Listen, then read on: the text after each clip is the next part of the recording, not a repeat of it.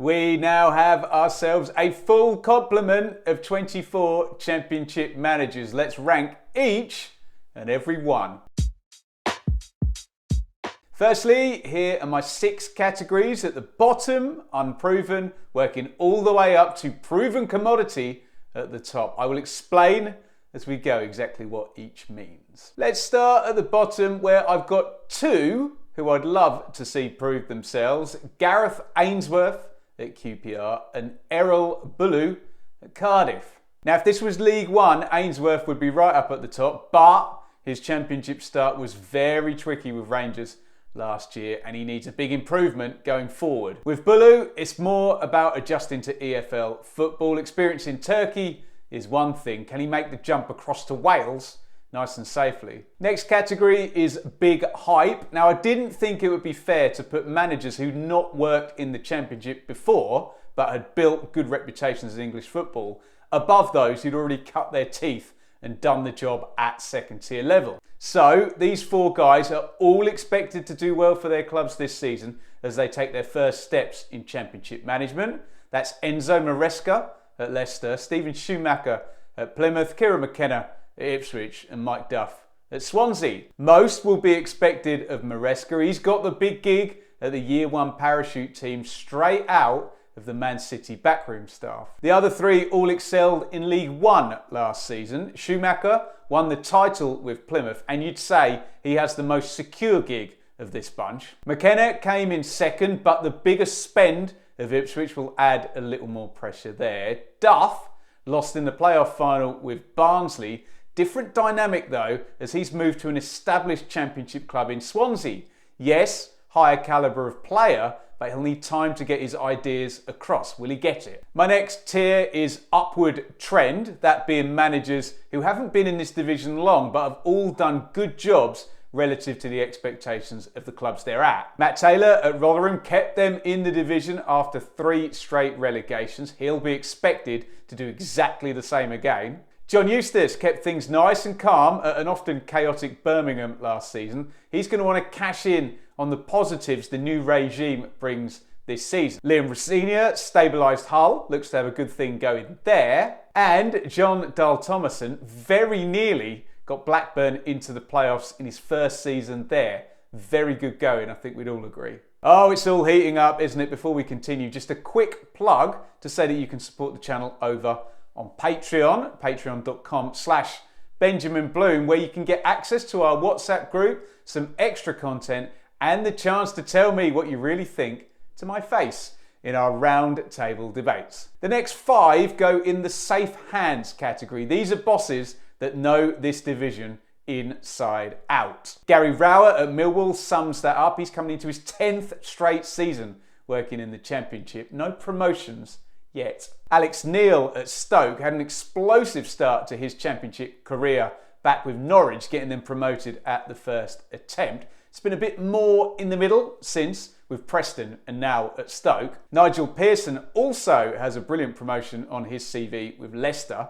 This latest run at Bristol City is now coming into its 4th season. Tony Mowbray, another with a promotion, but that is going way back now with West Brom. He's definitely more one of the elder statesman type figures in the Championship at this time. I've put Ryan Lowe in this category too. I could have put him in upward trend, but he's actually going into his 3rd season now, keeping Preston nice and stable. And we all know, in Championship terms, that's actually a pretty long old stint. Right, I've got 6 managers in my big reputation tier. These are basically all managers who have something on their CV that they can very much dine out on at Championship level. Much will be expected of all of them in relative terms at each of their clubs. Our newest manager is Xisco Munoz, and he has a promotion with Watford in 2021 on his CV. That may not quite be on the cards at Sheffield Wednesday this season, but you cannot knock his 6 months of work in the Championship so far. Russ Martin is probably the king of the big reputation. Young, well-spoken, his teams are pleasing on the eye, but he's only managed 10th so far in his time at Swansea. He's got the big one now, Year 1 parachute team Southampton. Let's see where we are this time next year. David Wagner pulled off one of the unlikeliest promotions in Championship history with Huddersfield back in 2017. Promotion has been a far more regular occurrence for his current club, Norwich, and they'll be expecting to be in the mix this season. Michael Carrick had a huge reputation as a player with England and Manchester United, and he did it no harm in his first season in management with Borough last term. Lovely attacking football, but he did fall short in the playoffs. Can he go one better this year? Carlos Corberan was another who seemingly got blood out of a stone and worked the oracle at Huddersfield, took them all the way to the playoff final the season before last. Things are a little bit crazy at West Brom these days, but if he shows his Huddersfield form, he should be okay. And finally, big Val Ismail. He had a dreadful time at West Brom, but can still point to that one incredible season. Brilliant job taking Barnsley to 5th place and the playoffs as reason still to be highly rated in Championship circles. He's at Watford, so not only does he need to get it right, he needs to do it quickly too. My top tier then, proven commodities. I'm going to put Mark Robins in for incredibly guiding Coventry through disastrous times, up from League 2 through COVID, being homeless, and all the way last season to the playoff final where they were a penalty shootout away from the Premier League. He's probably developed legendary status at Coventry with this run, and they'd likely not swap him for anybody. I was considering putting Daniel Farke into big reputation, but it does feel very, very recent that he took the league by storm at Norwich with Buendia and Pukki and won 2 championship titles.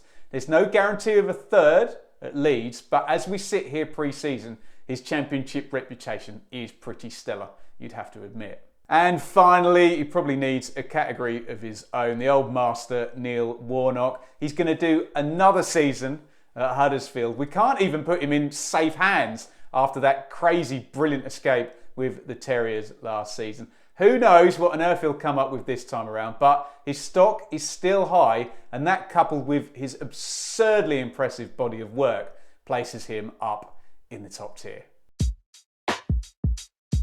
That's my 23-24 Championship managerial tier list. Let me know what you think in the comments. Now, if you want to send me an emotional one because I don't quite hero worship the manager of the team you support in the same slightly creepy way you do, that's cool. But how about this for an idea instead? Why don't you try and pick out someone I've got low down who you think is going to do really well, or maybe someone I've got high up who you think might struggle. If you want more Championship managerial content, click up here to see my take on the 2 newest arrivals this week, Daniel Farke in at Leeds and Xisco Munoz at Sheffield Wednesday.